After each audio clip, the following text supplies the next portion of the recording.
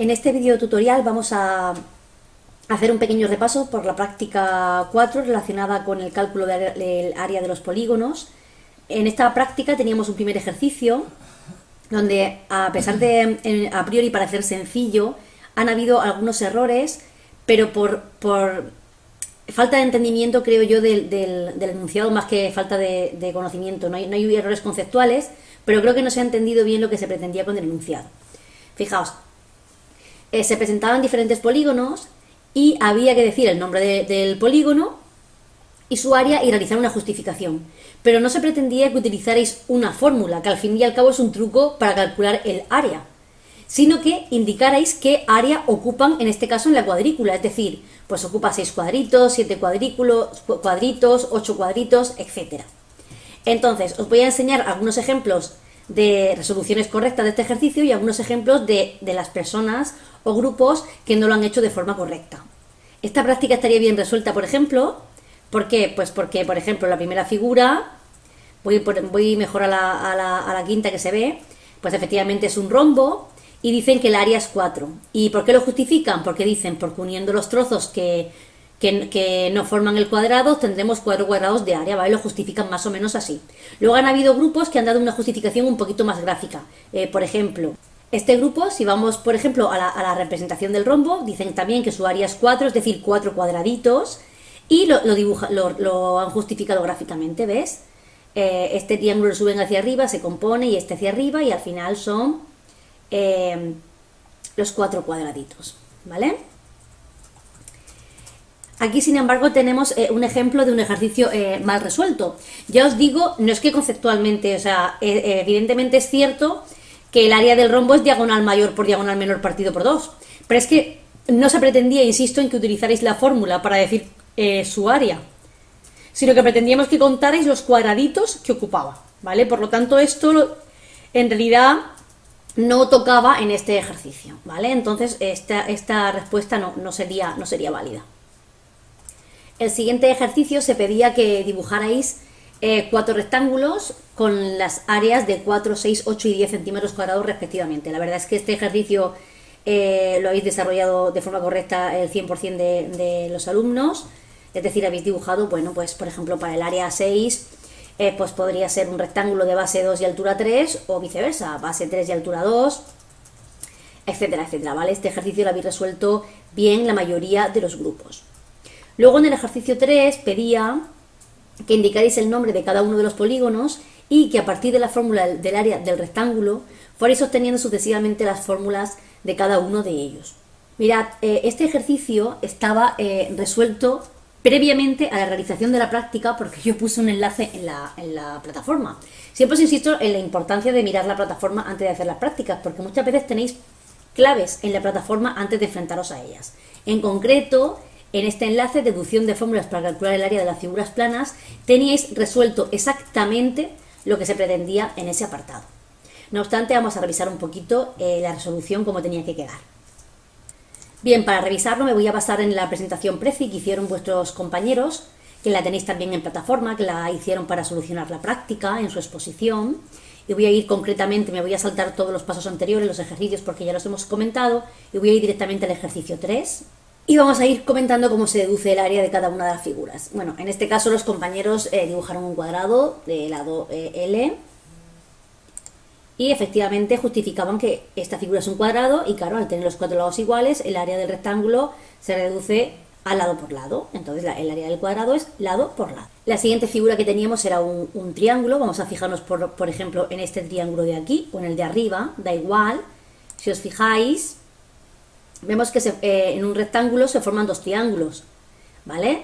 Ya que una diagonal lo divide en 2 triángulos, por lo tanto podemos hacer que el área del triángulo sea la base por la altura de ese triángulo partido por 2, es decir, en el rectángulo cojo solamente la mitad, el área sería base por altura, pero como solamente quiero un triángulo, pues lo divido entre 2. Entonces ya tendríamos deducida el área del triángulo a partir del área del rectángulo. La siguiente figura que teníamos era un romboide, ¿vale? Con base B mayúscula y altura H. Si nos fijamos y trazamos por aquí una línea de puntitos y este triángulo lo trasladamos, casa perfectamente aquí, formando un rectángulo. Entonces el área a partir del rectángulo, si os fijáis, ¿veis? Al colocar aquí, sería B por H, es decir, el área del romboide coincide con el área del rectángulo y es la base por la altura. La siguiente figura era un trapecio de base mayor B mayúscula y base pequeña, bueno, B minúscula. Lo que hacíamos era que lo duplicábamos, ¿vale? Duplicábamos la estructura de esta manera y al final lo que teníamos era la misma situación que teníamos antes con el romboide. ¿Os acordáis?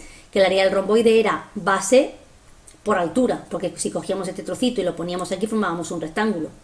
¿Qué pasa? Que si yo pongo esto aquí y lo coloco aquí, se me forma un rectángulo, ¿no? Un rectángulo de base B grande más B pequeña por H, por altura que es H. Pues el área del trapecio, ¿cuál será?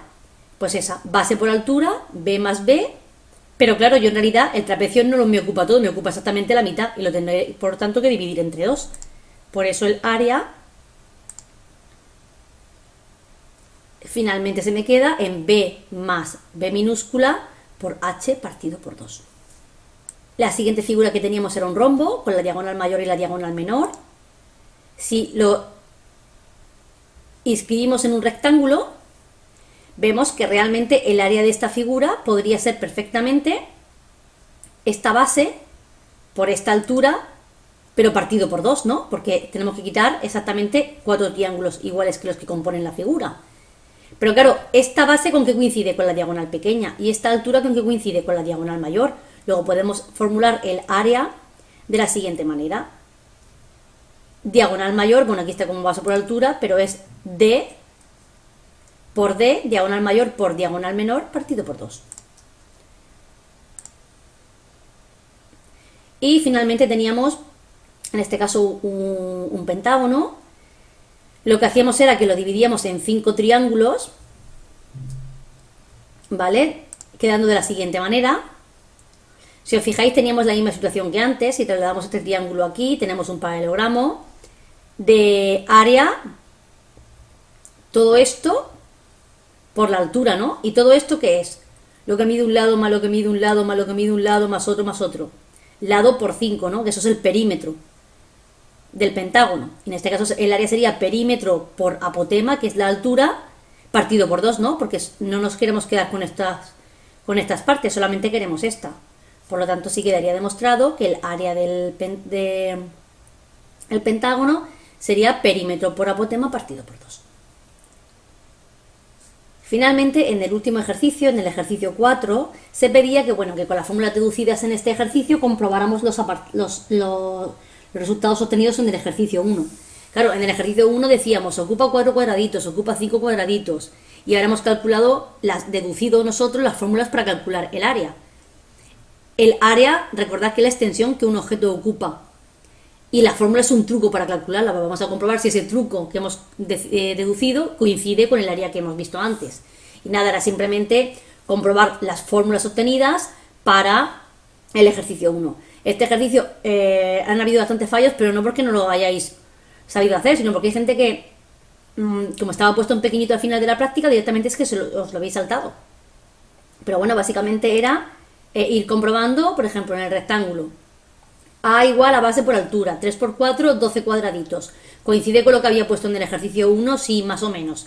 Tened en cuenta que en todos no os va a coincidir exacto, porque hay algunos que como estaban dibujados de manera que no casaban exactamente con la cuadrícula, me refiero al ejercicio 1, pues a lo mejor se os va un poquito, pero bueno, ahora que vierais que más o menos las fórmulas os dan un resultado similar al que habéis hecho contando los cuadraditos que ocupaba.